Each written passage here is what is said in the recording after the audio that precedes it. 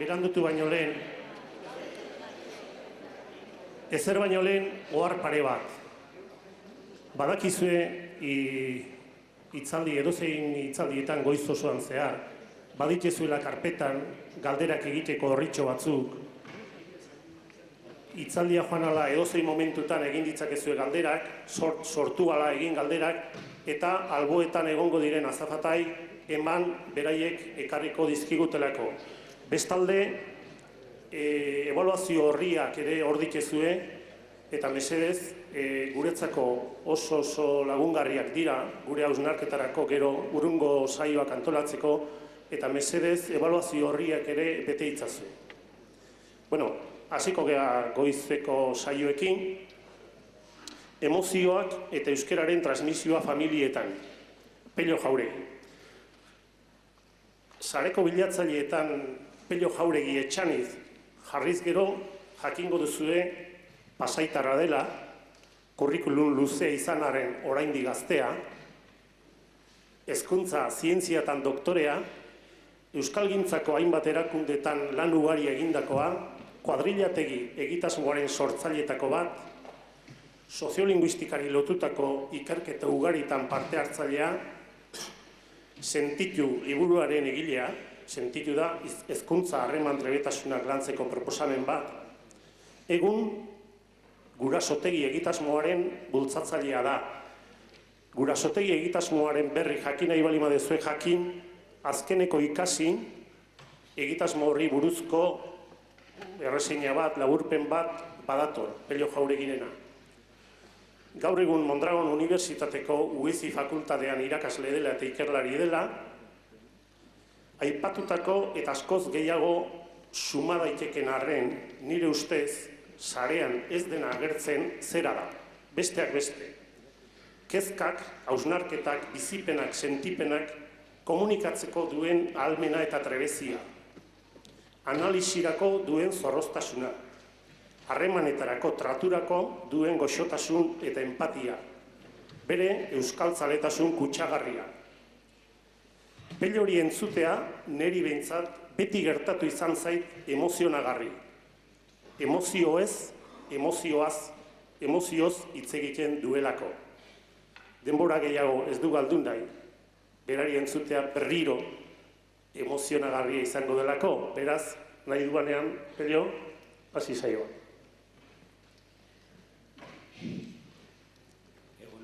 Egun on denoi.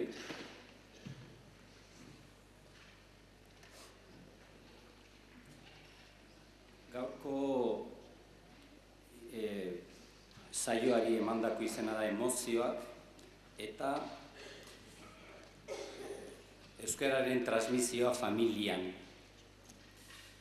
Orain dela gutxi Udaltop izeneko jardunaldietan ia izen bereko hitzaldia emateko aukera izan nuen. Eta bertan saiatu nintzen familia orkesten sistema bat bezala. Horri izaten nion ikuspegi sistemiko bat. Sistema batean gauzak ez dira arbitrarioak, zerbaitegatik gertatzen dira, egitura badaukate, muga badaukate, dinamismo badaukate. Eta gaurko saioa nahi nuke bintzat haren osagarri den zerbait egin. Interesa izango bazenute familiak ikuspegi sistemiko batetik nola antzema daitekeen material hori eskuragarri dago, Udaltopek materiala argitaratu baitzuen, badaude bideoak eta bar, beraz, hor ikus daiteke.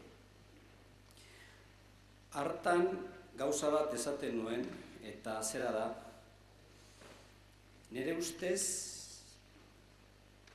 giza sistemen jatorrian beti dago emozioren bat, sistema horri nortasuna edo abiadura ematen diona.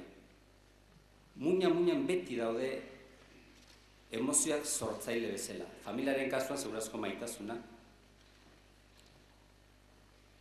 Eta maitasun horren inguruan gero bestelako emozioak korapiatuko dira eta sortuko dira, baina maitasuna da familia sistema bezala sortzen duen emozioa. Gaur, saiatuko naiz emozioari, konzeptuari gertuagotik heltzen, eta gaurko saioan 3 gauza egin nahi ditut. Lehenengoa,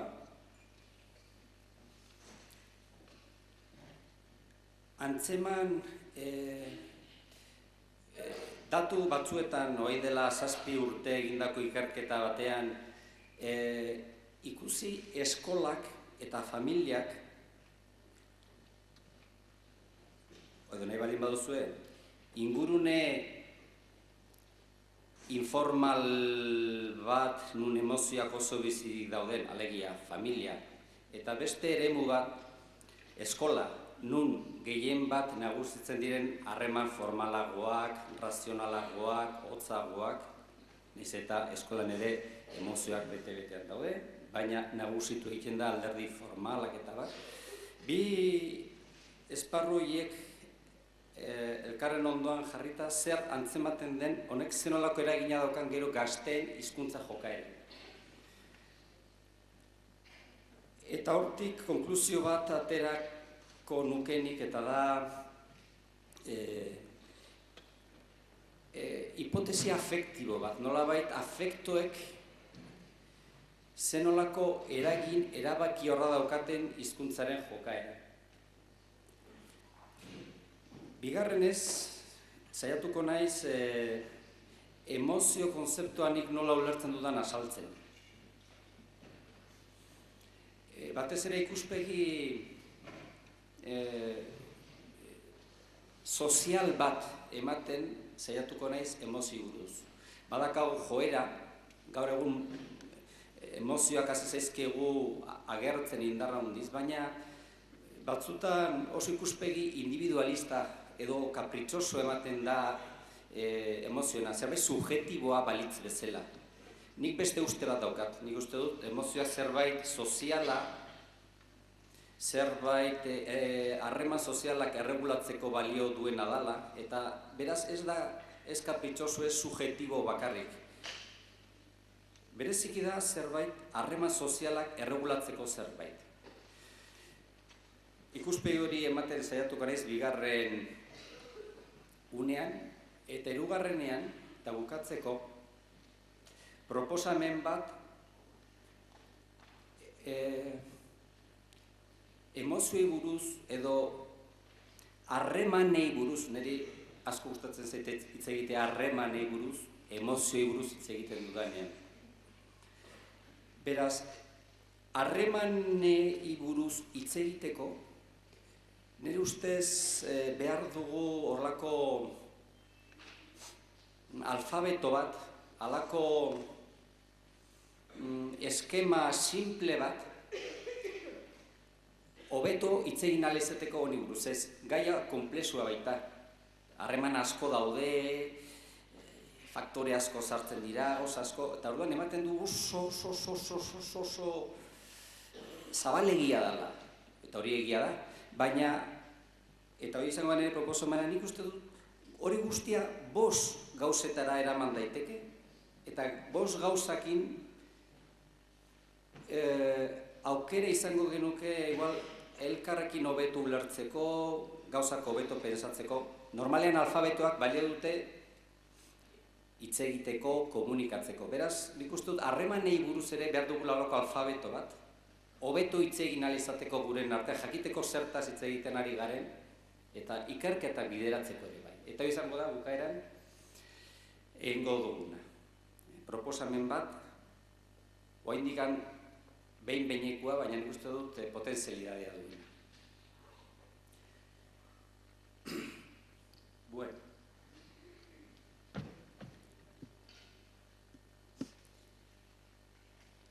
Eta 3 gauza hauen atzean dagoena, da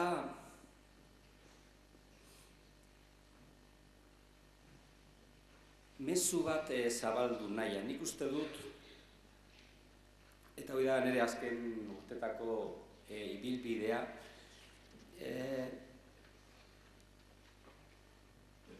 Uste dute paradigma edo eredu baten aldaketaren atarian gaudela, edo paradigma baten aldaketaren beharrean gaudela. Niretzako gure munduan oso modu arrazoiak, kontu arrazionalek izugarrizko garrantzi hartu dute, eta da historia bat, hau datorkigu Grekoetik, Descartesetik, Ilustraziotik, pienso luego existo. Arrazoiari ematen zaion tokia izugarria da, oso baloratutako alderdia da. Zientziaren garapena hortik datorkigu, eta gu ingurune akademikotan, ikaskuntza, irakaskuntza ingurunetan, arrazoiari izugarrizko garrantzia ematen zaio. Batetik informazioari, informazio pila dago, eta gero, informazio hori elaboratu egin behar da, landu behar da, pentsamendua. Ongi da, nik horren kontra ez daukat ezer arrazoirera, funtsezko iruditzen zait, baina esango nuke gehiegi dagoela. Eta behar dela paradigma berri batean tokia egitea bestelako giza ahalmenei, eta horien artean sartzen da sentitzearena, sentimena. Ez da nahikoa pensatzea, gauzak sentitu egin behar dira. Eta hori gure paradigma berrian sartu beharra, eta hori nire kezka azkeneko urtetan, eta hitzaldi osoan zehar, idei hori egongo da hor atzean. Hasteko nahi nuke anekdota bat kontatu, edo bizipen bat kontatu hobe izan da. Azkeneko 3 urtetan nabil harremanetan Chiapaseko komunitate indigenekin, eta niretzako harremanetarako punto nagusia da hizkuntza, eta hasi nintzen hango hizkuntza ikasten, gaur egun moldatu egiten naiz, ja defendatzeko gauza naiz. Eta prozesu hortan, badakizue zerk ikutu nindun oso bereziki. Deskubritu nuen, beraiek badaukatela aditz bat, aiel izenekoa, beraiek esaten dut taskai, zer adierazteko? Entzun, taskai da entzun, baina baita ere ulertu, baina baita ere sentitu. Entzun zerbait perceptiboa da, ulertu zerbait mentala da, eta sentitu da zerbait bihotzekoa. Baina beraiek 3 gauza horiek aditz berberarekin adierazten dute. Horrek esan edu, tzotzil batentzat, zerbait sentitzen ez badu, ez duela ulertu. Beraientzako ezinezkoa zen, oso ondo, ulertu dut, baina ez dut sentitzen zer esan eduzun horrekin. Ez dut antzematen hemen barruan zer transmititu nahi didazun. Orduan ez duz ulertu. Beraientzako, beren paradigmak, beraiek beste paradigma, kultur paradigma badakate, beraientzako bihotza da pertsonaren garrantzitsuena eta ez burua. Eta orduan guk pentsatzen dugu, ulertzen dugu bihotzarekin, hitz egiten dugu bihotzarekin. Eta langintza horretan burua dakagu lagungarri. Burua garrantzitsua da oso, baina bihotzaren laguntzailea delako. Nik hurbildu nahi dut puntu honetara, eta horregatik emozioen gaia ontara hurbiltzen ditu. Ongi, lehenengo puntua, goazen datu batzuk ikustera, eskola eta familia arteko oso eta etorreko alda?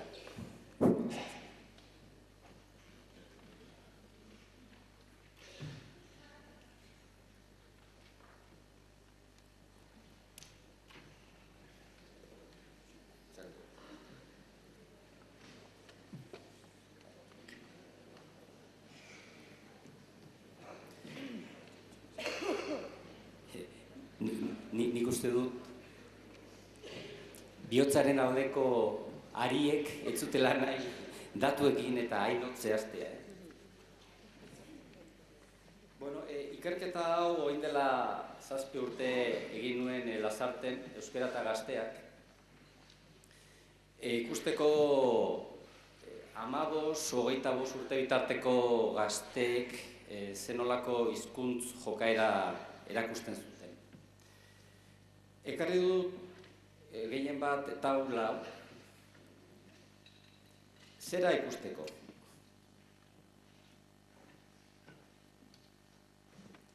Hemen ezkerreko zutabe honetan agertzen dira kategoria batzuk, lehendabizi etxea eta eskola.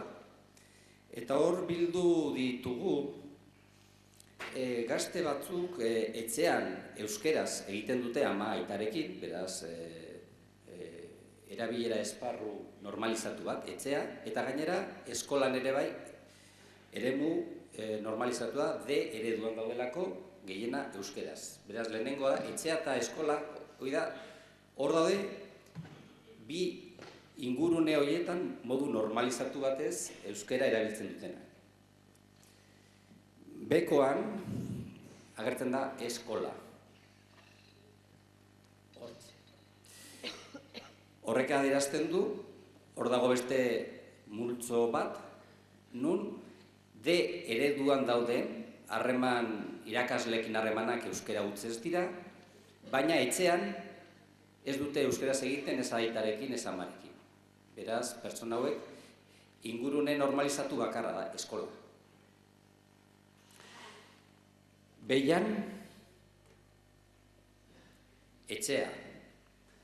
Bueno, hauek dira, etxean euskeraz egiten dute gazte hauek amarekin, aitarekin, baina ez daude D ereduan, daude A ereduan edo B ereduan, baina ez da egoera normalizatu bat harreman guztiak euskeraz eskola inguruen. Eta behian ez bata ez bestea. Alegia, ez eskola ez daude D ereduan murgilduta, eta etxean ez da euskeraz hitz egiten. Bueno, honek zer eragina dauka. Bueno, ikusten da gazte kopuruak nola banatzen diren, guztira 174 gazte ziren eta horrela banatzen dira. Egoera normalizatu batean, 26, kopuru absolutuak dira, eskolan 45, 7 etxea bakarrik eta erdipurdiko egoera horretan 86. Eta aldamenean, agertzen da, gazte horiek ze jokaera daukaten kalean daudenean lagun euskaldunekin. Edo nahi bat duzue, hemen eskerrean agertzen dira ingurune goitik berako jerarkia dauzkaten eremuak. Alegia, etxean, normalean, aita amak markatzen dute ze hizkuntza erabiltzen dan, ze hizkuntza autuak hartzen diren. Eskoletan, normalean, batez ere harreman formaletan, irakasleek markatzen dute ze hizkuntza erabiltzen dan.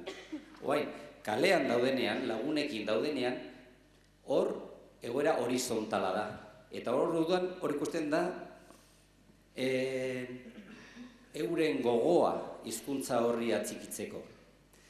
Eta hori da ikusten dena kategoria honetan. Lagun euskaldunekin euskeraz egitea. Eta hemen ikusten da 23. Horrek esan nahi du 26 lagunetik 26 lagun etxean eta eskolan modu normalizatu aritu direnak 23 normalean euskeraz egiten duela lagunekin kalean. Beraz, eta eskubira joan da, emankortasun tasa oso altua da. 98%koa. Beraz, egoera normalizatu batek jokaera normalizatu bat dakar. Eta oso ondo funtzionatzen du. Bueno, ze gertatzen da, eta egoera soziologiko da gehien bat ematen dena, bakarrik eskola denean hizkuntza euskaran gizarteratzeko eremu bakarra. Bueno, kasu honetan, 45 lagunetik 14 egiten du normalean euskeraz lagun euskaldunekin. Beraz, emankortasun tasa jaisten da oso nabarmen, uneko 31. Bueno, ze gertatzen da etxea bakarrik denean sozializazio gunea, baina eskola ez? Bueno, hemen oso kopuru txikiak daude, 7 eta 3. 7tik 3, beraz, emankortasun tasa uneko 42koa da. Datu hau zuhurtzia sartu behar da oso kopuru txikia direlako, eta datu txikiak direnean gauza asko alda daitezke. Printzipioz utziko dugu zuhurtasunez jakiteko ea oso fidagarria den ala ez. Baina printzipioz eskolaren parean dago edo igual pixka gehiago eta guzti. Beraz, familia berez bakarrik dauka eskolak ainako indarra. Bere txikian eta oso presupuesto gutxiarekin, eskolak dituen baliabideak, diruak eta bar, horrekin alderatuta pentsa etxeak ere musumia den, baina ze potentzia daukan, behintzat, eskolak ainakoa, behintzat. Eta azkeneko multzoa, baldintzak ardipurdikoa direnean, bai etxean, bai eskolan, 86 lagunetik 9 baino, ez da iristen euskeraz egitea lagunekin normalean, beraz, emankortasun tasa oso bajua da. Bueno, hau ikusita, batez ere, etxeari dagokion datu hau, honek eskatu zigun beste azterketa estadistiko bat egitea, korrelazioak eta erregresio azterketa ikusteko, ea zeinek, ze variablek, ze aldagaik eragiten du gehiago gazte jokaeran, edo etxeak edo eskola. Oroa. Eta hori haus ikusi genuen. Lehendabizi-Pearson korrelazioa, eta gertzen da eskolak duen korrelazioa kaleko lagunarteko erabilerakin 0,42koa eta etxean pixkat gehiagokoa dela. Beraz, badago harremana, bi faktore hauek badaukate nolabaiteko harremana. Eragina ez da erabatekoa, hemen faktore asko konplexua dalako, baina harremana badago, eta harreman horretan etxeak korrelazio gehiago dauka gazteen jokaeran eskolak. Eta ondoren egin genuen errekarratu hau da erregresio azterketa, eta hemen ikusten da, hau da unekotan, eskolak variable bezala esplika dezake gazteen kaleko jokaera 18%, baina etxeak esplikatzen du gazteen jokaera 98%. Beraz, etxeak gehiago esplikatzen du honen arabera gazteen jokaera kalean.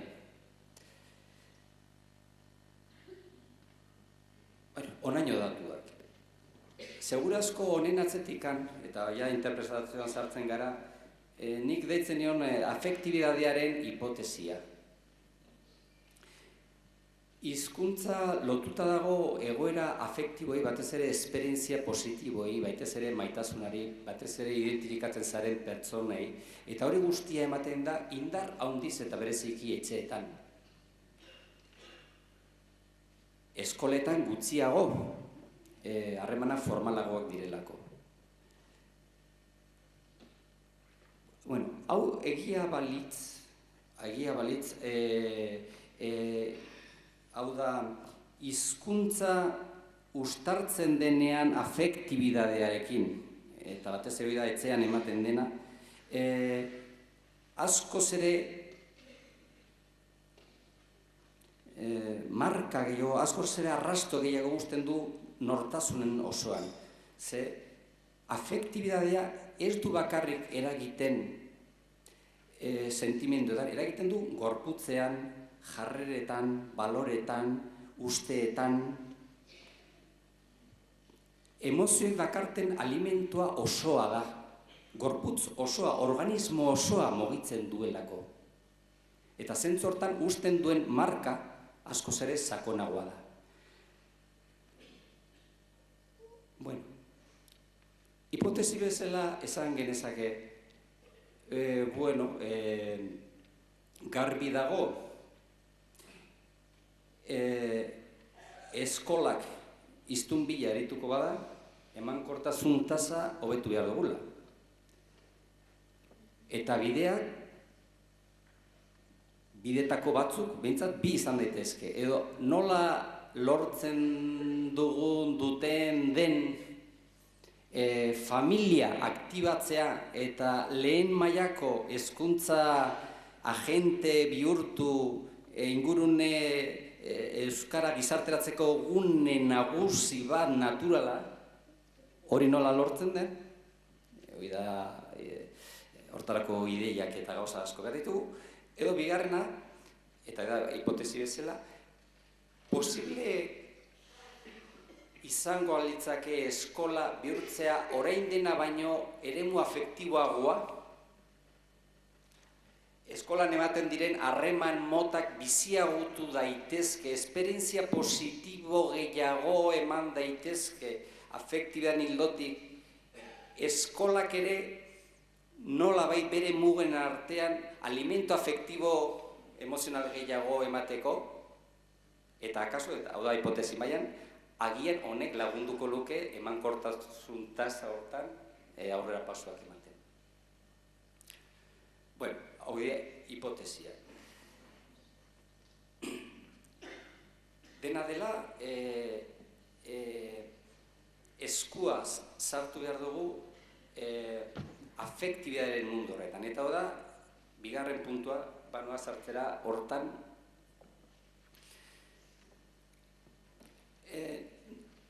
nola enfoka daiteke emozioen lana edo hasten gara horrekin kezkatzen, adimen emozionala edo bestea. Bueno, nik horre rezelo batzu dauzkat batzutan orain oso modan jarri da eta oso ondo, oso ondo adimen emozionalena eta hori guztia, horrek esan edu kezka bat dagoela eta pixkat kezkatuta gaudela, baina nire kezka da ez ote garen ari eredu arrazionalista erreproduzitzen emozioi heltzen diegunean. Eta orduan, ez ote gauden kezkatuta asko hitz egin emozioei buruz, baina emozionatu gabe. Ea ez ote dugun asko hitz egiten emozioen kontrolari buruz, kontrol emozionala, nola kontrolatu emozioak, baina segura asko igual kontua da, emozioak ez dira kontrolatu behar. Emozioak bizi behar da beraiekin, haien aldamenean. Paretik parera, haiekin batera, haiekin egonda, ez kontrolatu nahian. Ez burutik kontrolatu nahian alderdi emozionale baizik eta burua jeitziz eta elkartu emozioekin eta elkarrekin bizi. Eta orduan nire ikuspegia emozioei buruz, nire uste dut 3 gauza kontutan hartu dela. Bata da gorputza, bigarrena da ekintza, eta ekintza hitz egiterakoan harremanari buruz hitz egiten ari naiz. Eta hirugarrena da sentimena. Eta sentimena hitz egiterakoan berezik hitz egiten ari naiz ohartzeaz, esperientzia subjetiboa, kontzientzia.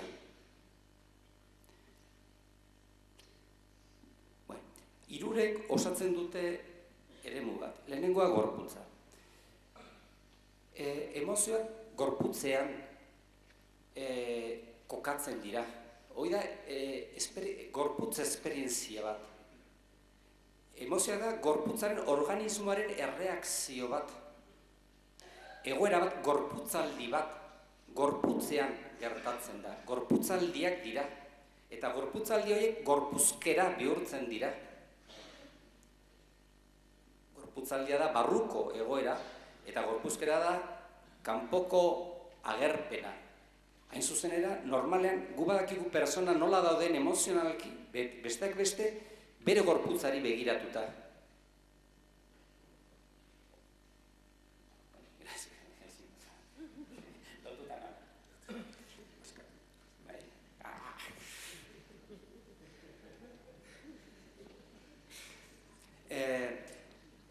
Gorputz osoa adierazten du nola gauden, erorita nagon, tente nagon, urduri nagon, asko mugitzen naizen, lasai nagon, aurpegian nabaritzen da, ahotsa doinuan nabaritzen da, guzti horretan nabaritzen da. Beraz, gorputz esperientzia. Eta gorputzari entzun behar zaio, sentitu behar da zer dagoen hor.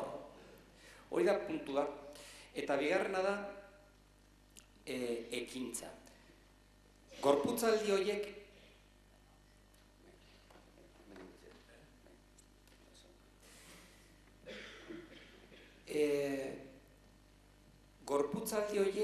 eramaten gaituzte ekintza batzuk egitera. Eramaten gaituzte kanpora. Eramaten gaituzte besteekin modu jakin batez jokatzera. Eramaten gaituzte gauzekin modu jakin batez jokatzera. Beraz, hor dago jokaera bat, ekintza bat. Baina hori da harreman bat besteekin, harreman bat gauzakin, harreman bat geure buruarekin. Segurazko holako gorputzaldi nabaritzen dudanean hortik, horrek eramango nau laguna txakurraren egitera, segurazko errai harta egingo diot, burura etorriko zaizkidan gogoetak edo jarrerak, segurazko izango dira zerrerenak, negatiboak, zerbait eskatzen badit, segurazko izango dio, ez du nahi. Zergatik, umore honez ez nagolako. Orda, nagoenean, gauza batzuk egin ditzazke, eta beste gauza batzuk ez. Gorputzak mugatzen du ze ekintzak diren posible niretzako une honetan, eta ze gauzak ez diren posible une honetan. Baliteke, mendik ordu betera, ja pasa zaidanean, eta orain, orain majo nago, berriro etorri zaidolako patzada bat, eta orain majo nago, barkatu. Barkatu leheno esan dagoa. Oain, konturaten ez ze jatorra zaren. Leheno ez nintzen konturaten ze jatorra zinen. Baina oain, bai. Zergatik, nire gorputza ezberdin dagoelako, eta datozkidan jarrerak, pentsamenduak, eta berarekin erlazionatzeko modu ezberdina delako. Beraz, gorputzaldiak, baina dakartenak ekintza eremu jakin bat. Nun posible diren ekintza batzuk eta ez diren posible beste batzuk.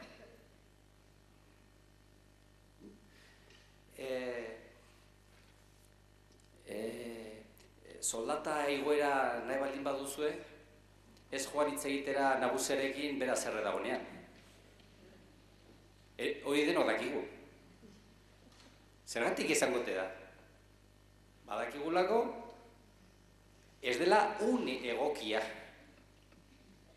Eta zurazko bilatuko dugu, beste momentu bat, nun bera umore hobeago dagon, orduan, zergatik, segurazko gero erreziptiboago egongo delako hortarako, eta posibilidad gehiago, eta harremana ezberdin izango da. Bueno, egia esan,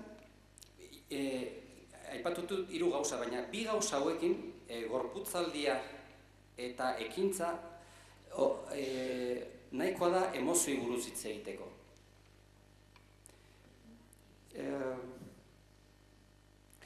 Animaliek ere, txakurrek, edozein animalek, arratoi batek, zabutzu batek, edozein animalik, bere ingurunean zerbait gertatzen denean, horre zagutzo bat agertu da, bera lasai arraio dago. Eta ni bat egia du. Berari aldatu egiten zaio gorputzaldia, hasten zaizkio hormona, gauzak, eta hasten da korrika, hori da bere jokaera, hasten da korrika. Baina segurazko berak ez dauka kontzientzia, ez dauka sentimendua, ez dauka esperientzia subjetiboa beldurrarena. Orain bai guk segurazko kontzientzia daukagun neurrian, daukagun hirugarren muturra eta da esperientzia subjetiboa. Guk konturatu batzutan, ez beti, konturatu egiten gara gure gorputzean gertatzen denaz. Konturatzen naiz urduri nagola, konturatzen naiz kezkatuta nagola, ez beti. Baina konturatzeak egiten du hori esperientzia subjetibo bihurtzea. Eta orduan jarrerak sortzen zaizkit, oso ondo urduri nago, eta zer egingo du nire urdutasunekin? Arekin egon, ura aldatu, moldatu, azarretuko naiz nire buruarekin, hor nartuko du nire burua, eta hor kontzientziaren eremu osoa sortzen da. Bueno. Eta hain zuzen ere, sentimena erazten dio emozioen mundu honi faktore berri bat. Eta hemen ni uste dut fin ibili behar dugula, zen gure kontzientzian edo oharmenean, kontzientzia hitzarako normalean hartzen dut oharmena, gustatzen zait, oharmena, ohartzea. Oharmenak, batzutan hor sartzen da gure alderdi razional guztia. Pensatzea. Baina horrekin ere dago gure sentimen osoa, sentitzea. Nire ustez biek egon behar dute hor, baina bata bestea zapaldu gabe. Buruak, pentsatzeak ezin du zapaldu sentimena. Sentimenak bizi-bizi egon behar du. Gauz esan behar du, sentitzen duenaren ondoan egon, gozo egon, poliki egon zain, arekin batera ibili, eta hortik bide lagun bezala gauza asko harreman ezberdina da. Beraz hitz egiten ari, zenolako harremana daukagun gure oharmenetik gure gorputzarekin, eta hortik sortzen zaizkigun gure ekintza joerarekin.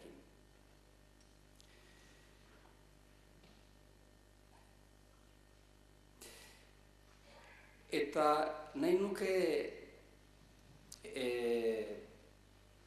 pentsatzen dugunean mundu honetan esku hartzea edo ikertzea edo gauzak egitea, nire ustez 5 eremu kontutan hartu behar dira, 5 gorputzaldi, 5 harreman mota eta 5 jarrera, 5 oharmen, 5 sentimen mota. Horiek aurkeztuko ditut orain Xabierren laguntzarekin. Eta modu individualizatua planteatuko ditugu, baina hau da aurkezpen didaktiko bat. Gero, errealitatean gauzak nahastuta daudelako. Hoi da, koloreak bezala.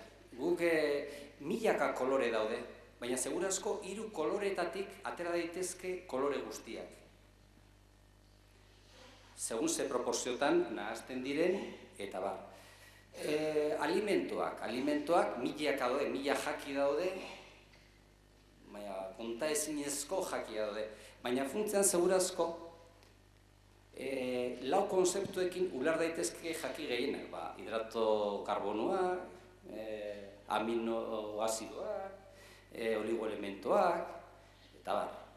Oai, proporzio ezberdinetan nahaztuta, ateako da, kipula bat, edo ateako da xerra. Beraz, zentzu dira oinarrizko koloreak hitz egiteko harreman ugaritasun horretaz. nire ustez bost dira eta zaituko gara agertzen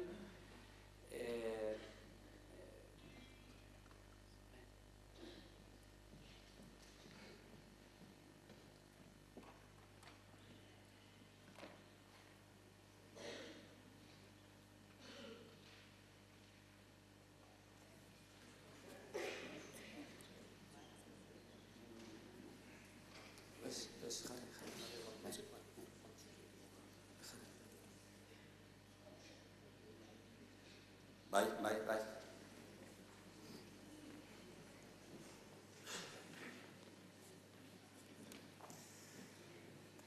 Bueno, gorputza esan dugu, gorputza erabili behar dugu, ezta?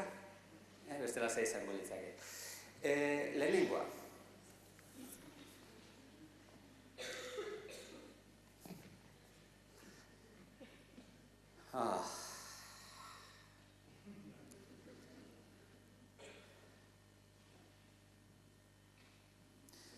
Bueno, segi horrela, segi.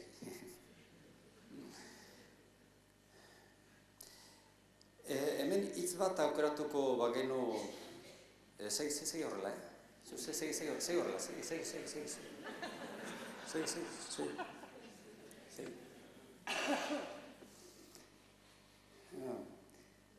Hemen apoio harremana dago, bere apoiatzen da nire baitan, ni apoiatzen naiz bere baitan. Elkarri apoio ematen diogu,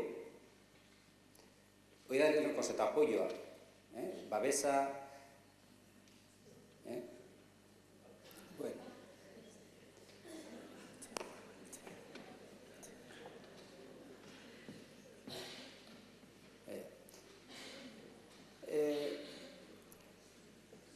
Nik berari apoio ematea, ez du esan nahi beti bera nerekin onartuko duenik nire apoioa, oain ez da fio. Eta fio ez denez, nik ematen diot apoio, baina berak fio ez denez, oainikan ezin du lasai egon. Ez dago lasai, Jolandi. Zeratik? Ez duelako onartzen nire apoioa.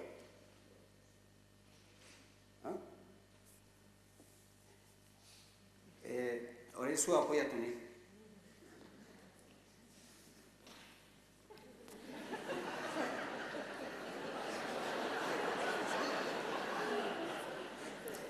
Nik onartzen dut bere apoioa.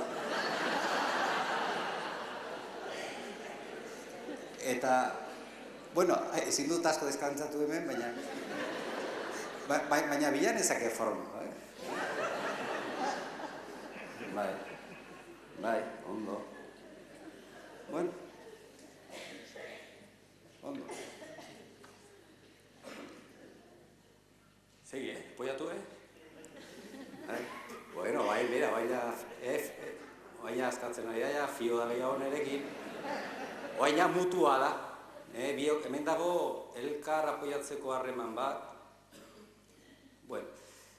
Segurazko harreman mota hau sortzeko gauza garenean, hemen dator gama bat, kolore gama bat, edo harreman gama bat, lasaitasuna nagusitzen da. Atseden hartzeko, olako patxada, olako... Bai, atzedena dator, osea, nik ez dute zer demostratu behar, ondo nago horrela,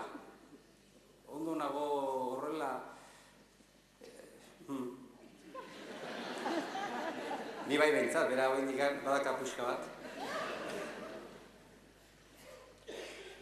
Zer gehiago dator familia hontan, gama hontan, pazientzia. Pazientzia hemendik sortzen da, alegia, plof! Horako lasaitasun batetik patzara etor daiteke, pazientzia. Hemen dator erritmo mantzoak, hemen apenas dago mugimendirik, oso, mugimendu mantzoak, presari gabekoak. Ongi. Bueno, bere puntuan ondo dago, baina hau ere gehiegi izan daiteke, eta gehiegi da pasibidadea, pasibidade gehiegi, dependentzia gehiegi.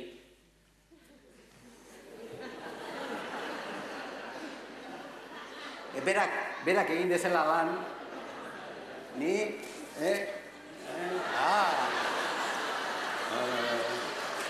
ikasi du, ondo, ikasi du.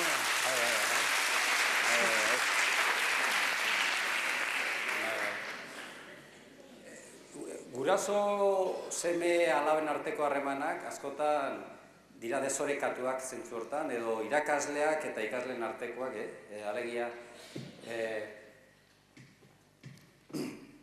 zuzara semia niaita, eta apoiatzen zara, aita, oso ondo. Bueno, 30 urte tenia itzea, aita apoiatu ja. Segertatuko litzake ni hasiko banit mugitzen. Nik apoioak entzen baldin badiot, bera behartuta dago mugitzea, ze bestela badu alborrera. Eta bakagu instinto bat, Bueno, orduan, harreman mota hauetan gauza asko gerta daitezke, nik adibide batzuk, baina hau da, arlo bat investigatzeko edo gauzak antzemateko arlo bat. Ongi da. Bigarren bat, hau guretzako segurazko arruntagoa da, ingo indarra.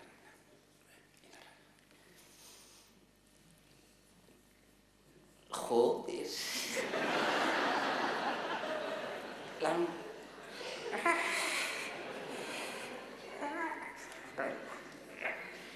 Ni da katarrazoia. Zuk ez dakazu arrazoiek, bera. Kama, eta. Ez dudala ara joan nahi. Kamu, Dios. Ara joan nahi. Utsi da zu ara joaten. Kamu,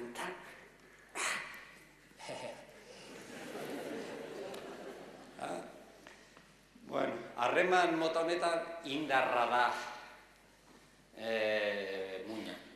Indarrezko harreman bat, nik nahi nuen ara, berak ara, zu dakazu arrazoia, ni dakat arrazoia, hemen dago ika-mika, borroka, bultzatzea, indarrez nagusitzea, ni badakat, zuk zer behar duzu, zu ara. Bai, ez ba? Bai, komeni zaizu hori? Zigortuko zaitut, segiara. Segiara. Batzutan jendea jo nahi du norabide batean, baina ez, ni dakat botere gehiago, dakat indar gehiago, eta ez zuri komeni zaizu ara joatea. Komeni zaizu. Eta arrazoia dudan ala ez, bueno, baina batez ere indarra daukat. Botere daukat. Botere daukat. Zeratik, pues zarrago naizelako, eta edo irakasle naizelako, eta hor botere daukat, eta erabiltzen dugu botere hori jendeak egiteko egun nahi duguna. Bai? Bueno, beraz, indar. Orduan hemen, gehiagikeria izan daiteke kosta ala kosta batek saiatzen denean bere indarra bestearen indarraren gainetik jartzen. Oain, iritsi daitezke baita ere harreman orekatu egotara. Bueno. Zu bultzaren egai. Ez du nabaritzen zure indarra. Bale. Indarra. Bale. Ez du nabaritzen zure indarra. Ara jo nahi duzu? Ez egin duzu, bale. Txon pixka, uzi da saber pixka, bez? Txon. Bale, oin zu, bez? Bueno. Leno lehia zana, oain bihurtu dugu, kolaborazioa, edo oain zu, oain ni, zu gara noa joan nahi duzu, nora ez, eta hemen dator, gatazkak albideratzeko negoziazioak, kontuten hartu bestearen indarra, nerea, eta iritzi. Hori da, indarrezko harremanak tartekua, nolabait, ondo. Bueno, gehiago, hirugarrena. Bueno, beraz, bigarrena, indarrarekin da, indarra konzeptua. Honi lotuta daude emozio asko, adibidez, dago haserrea. Zuk nahi duzunean besteara eramatea, eta behartuta zaude horren, eta ez horrelako amorrazioa, horrelako haserrea, horrelako emozio guztiak hor daude. Bueno, vale. Itxi begiak.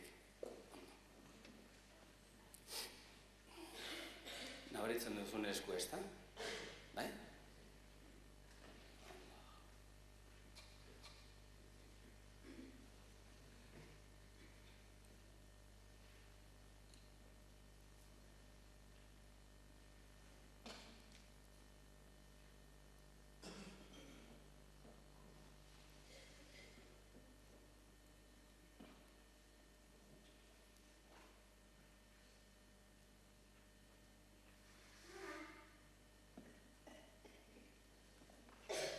Vale.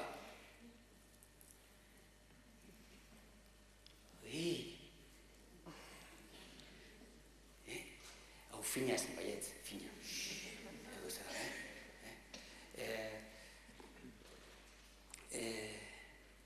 sensuala. Sensuala, hori da ikutu ez ikutu. Hori da a flor de piel. Harremana a flor de piel. Fina da. Hemen familia honetan muga da konzeptu nagusia, muga. Eta muga da, gauza guztiek dakate muga bat. Edo ez badaukate behar dute muga bat, espazio bat behar dute. Batzuk, jendea oso gertu dagoenean, intimidatua sentitzen da. Behar dute jende pixkat turrutu xegotea lasai egoteko. Bueno, gugu igual hemen dakagu muga bat, ez? Baina, igual nik horrela hitz egiten badu berarekin bere igual ez da komodo sentitzen. Emakumeekin normalean ezberdina da. Animali bakoitzak daka bere espazio, eta horrekin irudikatzen ari ginen, espazio neurtzen ari ginela, bere espazioa, nire espazio, baina respeto handiarekin, oso goza fina, ikutu ez ikutu, bai, hor zaude, ernenago jakiteko noiz pasatzen naizen, noiz ez naizen pasatzen. Oso goza fina da, oso arreta fina, puntu bat delako. Eta mugari lotutako gauza guztiekin.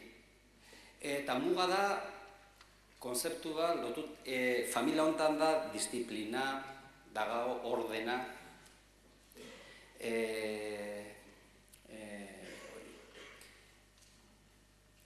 baina disiplina izan daiteke oso zorrotza, izan daiteke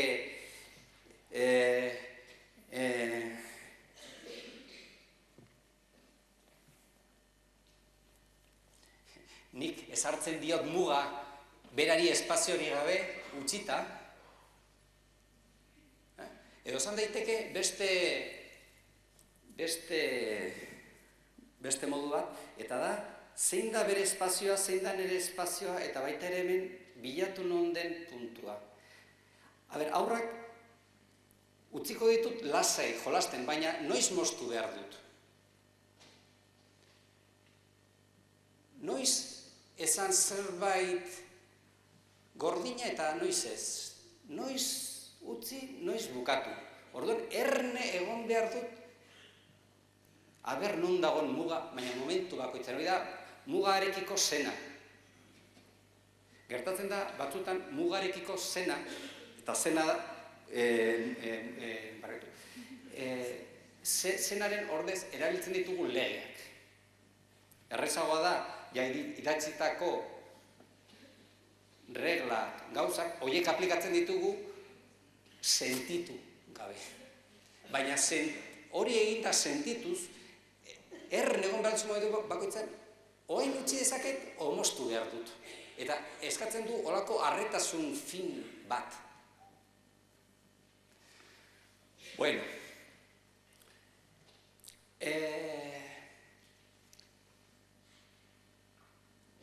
beste bat. Laugarrena. Aupa.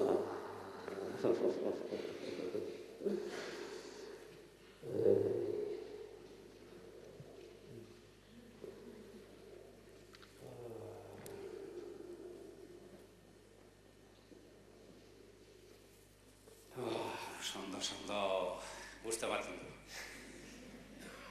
Bueno, familia hau da, zuberazko lotuena dagoena afektibidadeari, gertutasunari.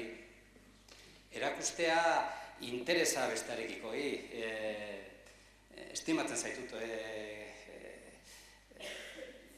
Ez zara harri bat, zuzara, ostras, maite dudan persona, estimatzen dudan lagun bat, zurekiko kezka daukat, persona bezala hartzen zaitut. Eta gaina, persona osoki, bestearekiko kezka sentitu bat, empatia, da familia honetakoa.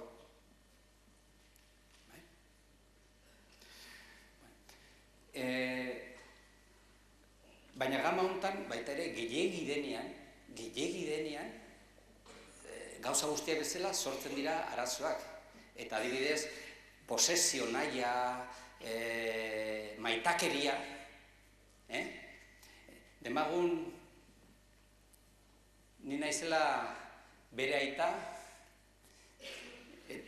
lehen aita eta zemea ginen, zuk etxetik alde egin nahi duzu, naiz eta 50 urte etxean egon, eta zuk benetan fan nahi duzu.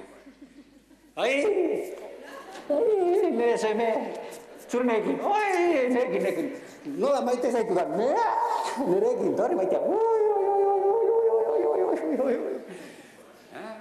Oia maitasun posesiboa eman egiten da. Persona asko, familia honetakoa da, pixkat joera bat bestearekin kezkatzeko, baina persona batzuk hainbeste kezkatuta daude besteekin, azken ahaztu egiten dela bere buruarekin. Eta orduan, klaro, ja ez dut nahi, bera, joan da diez, bestela ni gelditzen naiz utxa. Kriston utzunea, eta hori baino lehenago, ez zurekin. Konpainia behar du, zure, bueno, familia bat, harremanei buruz hitz egiteko eta emozioi buruz, maitasuna, tata. Eta azkena, egiak etxego ditugu.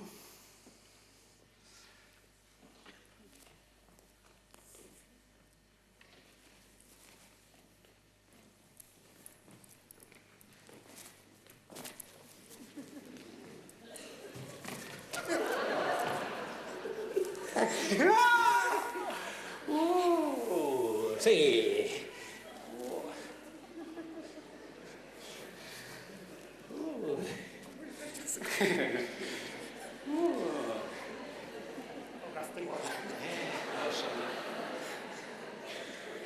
Hau da, bosgarren familia. Hau da, familiaren gaztea aurra, alaia, jolasteko gogoa duena, naturala dena, espontaneoa dena, azke dena, erortzen da, berdin da. Horrela zaudenean erortzen zara eta ez duzu minik hartzen.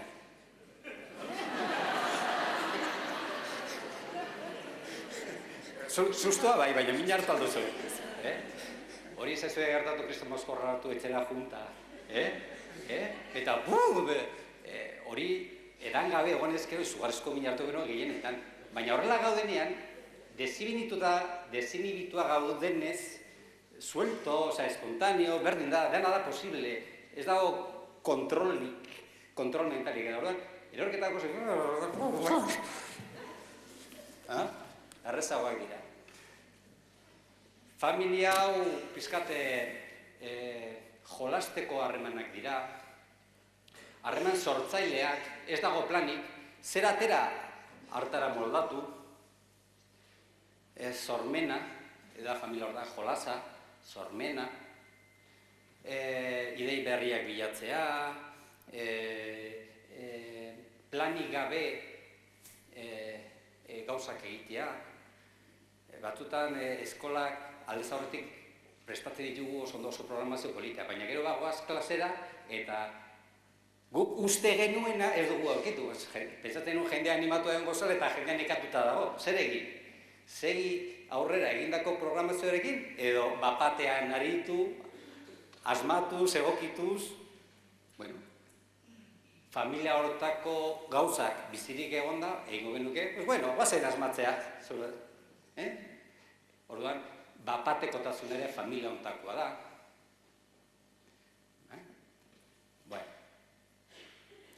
Bueno, eskerrik asko. Onaino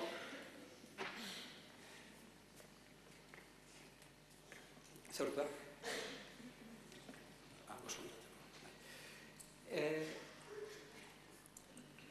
Gero nahaztu egiten dira. Baliteke bera egotea niri eskatzen apoioa eta nik berari ematen dio kaina.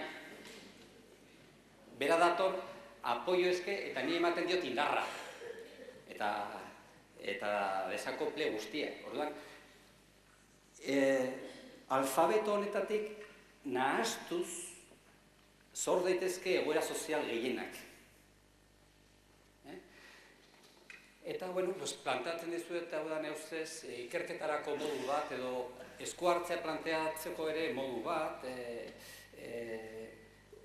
pensatzen dugunean nola bizitu harremanak, jakiteko 5 aukera dauzkagula, eta nondi joko du gehiago, mendik, handik, edo ondik, edo antzematea ikastetxe batean, hemengo sozializazioa aurkienak zer jaso dute, gehiena hemendik, edo aukera izan dute bere eskolaldi osoan, hemendik pixka bat, hemendik pixka bat, badaukate osotasuna, edo gehien bat izan da hildo bakar batetik eta, bueno, modu askotarako erabil daiteke hau, baina gutxienez, 5 gauzekin hitz egin dezakegu modu ordenatuago batez emozioi buruz, harremanei buruz, eta nik uste dut hori da honetan egin nahi nuen ekarpena. Eskerrik asko.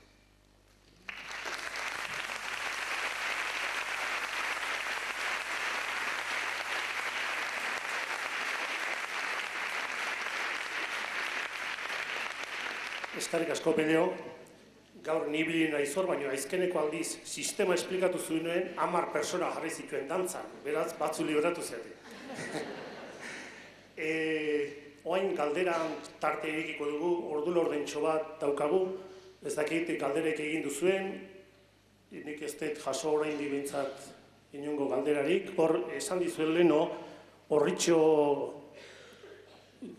hauek dauzkazue galderak egiteko, eta alboetan jaso ditzakete zuen galderak eta honea ekarri. Ez dakit edo posible dan, Luisana, ez dakit posible dan mikrofonoarekin bestela, zuzenean norbait galdera egingo nahi balu edo. Bai, galderaren bat.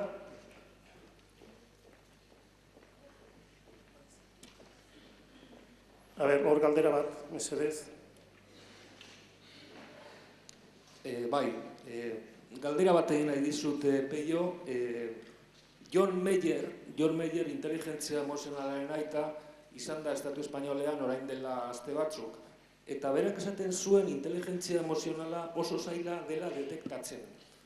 Badagoela beste inteligentzia soziala, badagoela beste inteligentzia politikoa, da polisen bizitzea, jendearekin harremanak izatea, eta, bueno, azken finean, galdetu nahi dizut, ez ote zaio falta euskerari horizontalitate gehiago, transbertsalitate gehiago harremanetan.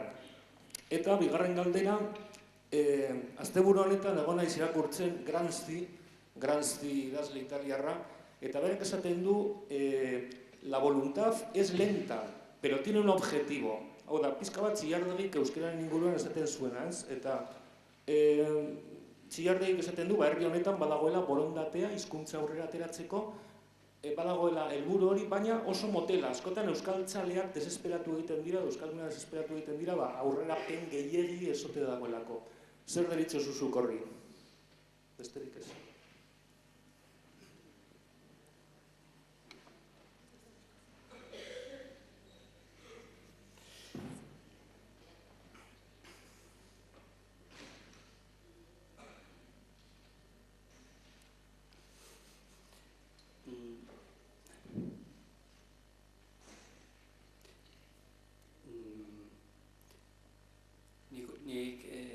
Nik erantzun ematen dut euskalgintzan askotan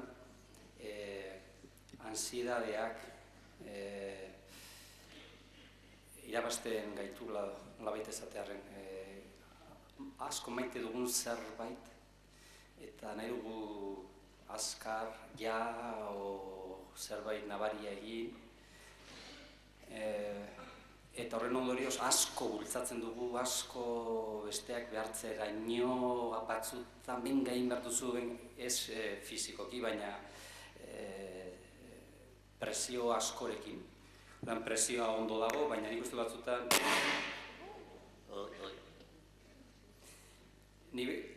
nabaritzen dut nolabait indar gehiegi o ansiedade gehiegi erabiltzen ditugu gure agerpenetan.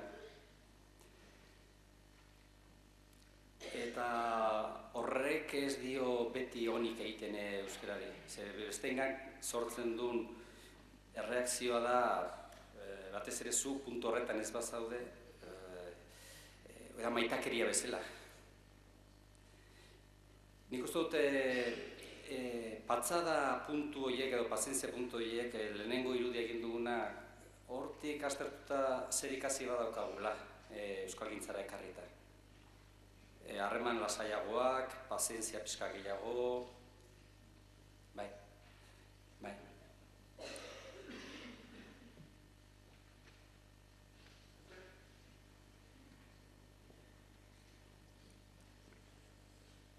Amar minututxo dauzkagun, beste galderaren bat edo, denbora aurreatzeko bestela.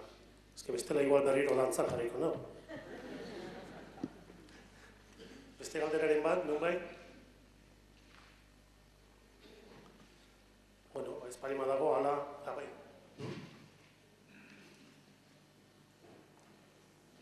A ver, mesedez mikrofono bat hor aurrean.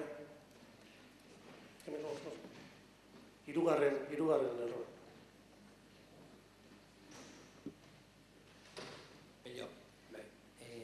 Bueno, aipatu dituk, bost harreman mota horiek.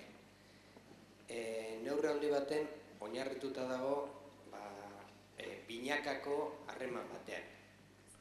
Eta gelako harreman bat askoz ere konplexoa da. Orduan, gelan irakasleak har dezake horietako jarrera bat, baina ikasle bakoitzak hartzen du beste bat. Eta nolabait hor, harreman multiple hortan,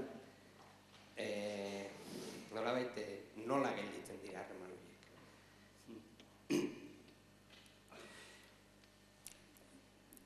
Gauza konplexuek oinarrian gauza mekanismo erreza dauzkate. Ordenagailuen irudi hori guztia azken finean da 0 bat, 0 bat, 0 bat, 0 bat, 0 bat. Baina 0 bat ustartu, azkenean oso gauza konplexuak ateratzen dituzte. Alfabetoarekin letrakin gauza berretatzen da. Alfabeto zenbat eta dauzka, 20 piko. 26, 7. Bueno, 27-ekin milioika esaldi hitz konplexuak egin daitezke eta bar. Eta hemen, harremanetan ez dut, oinarrian badoela gauza simple batzuk, baina gero korapiatu egiten dira.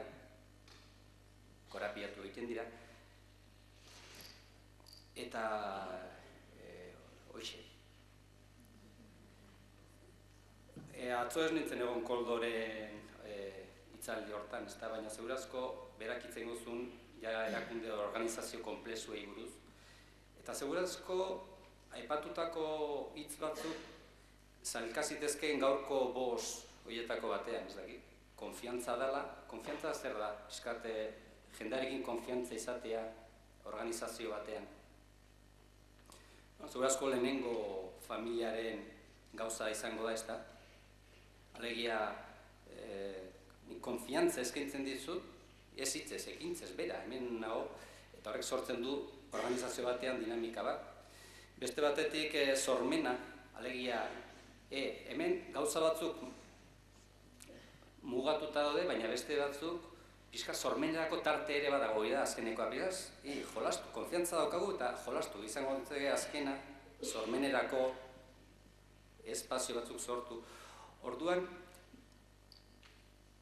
gu hemen biko harremanak ditugu, baina are simplekoa da, banakakoan, ni nire buruarekin horrelako harremana dauzkate.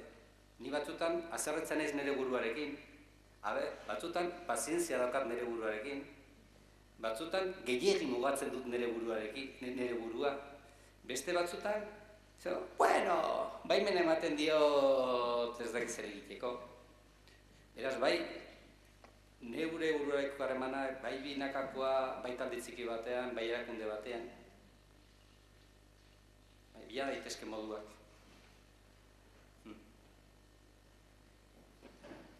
Bai.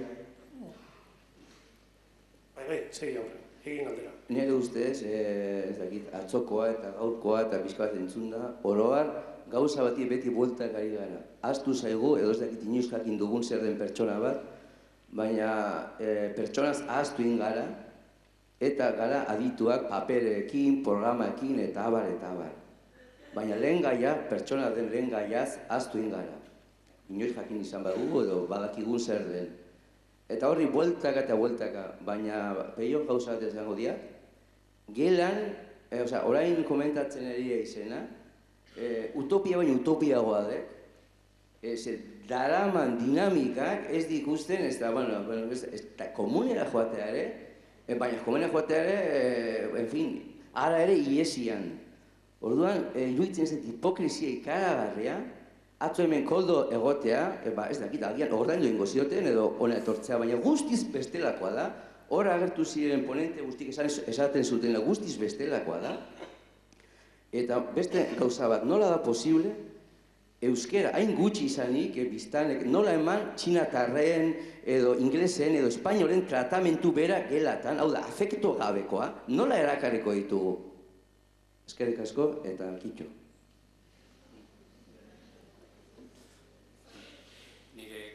Bete-betean konpartitzen ditu zure kezkak. Bai. Netzako horretik beldurrez edo zuhurtziaz edo hipotesi bezala, posiblea balitz giro akademikotan zerbait biziagoa, zerbait personalagoa egitea. Nik uste dut dakagula erronka eta nek kezka hor dago bai.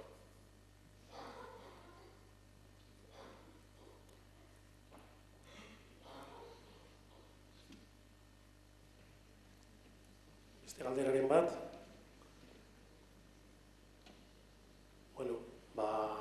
eskerrik asko pelio, eta urko saiora